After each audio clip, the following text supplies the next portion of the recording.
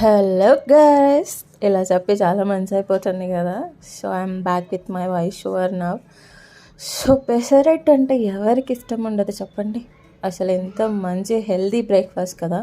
So ఇక్కడ ఎలా prepare చేయాలో నా వెర్షన్లో ఒకసారి చూసేద్దామా. సో పెసలంతా నైటే నానబెట్టేసుకొని ఒక గ్లాస్కి నేను 2 స్పూన్స్ బియ్యం, 2 స్పూన్స్ రుద్దాలు వేస్తాను నానబెట్టేసేటప్పుడే. సో రుబ్బేటప్పుడు ఇలా గ్రైండ్ చేసేటప్పుడు పచ్చిమిర్చి, కొంచెం అల్లం, సాల్ట్ వేస్తే మనకి ఫ్లేవర్ అనేది బాగుంటుంది పెసరట్టు.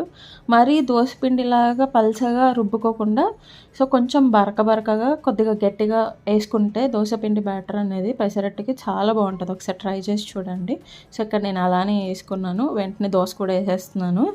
సో దోశ వేసుకున్నాక పైన జీలకర్ర చల్లుకుంటే మనకి దానివల్ల గ్యాస్ ఫామ్ అవ్వకుండా ఉంటుంది. పెసల వల్ల గ్యాస్ ఫామ్ అవుతుంది కదా. So it's very nice. మనం కావాలంటే ఆనియన్స్ కానీ ఉప్మా కానీ ఏదైనా వేసేసుకోవచ్చు. చూడండి ఎంత మంచి కలర్ వచ్చిందో. ట్రై చేస్తారా ఇలా?